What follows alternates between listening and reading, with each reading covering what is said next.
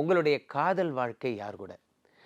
பெரும்பாலும் உங்களோட காதல் வாழ்க்கை யார் கூடனா, நீங்க தனுசு ராசிக்காரர்களோட லவ் பண்ணுவீங்க. தனுசு. ஆனா, அதே காதலே உங்களுக்கு ஒரு பிரச்சனையாவும் அமையும். என்ன வேலை பார்க்குற இடத்துல லவ் பண்ணியிருப்பீங்க.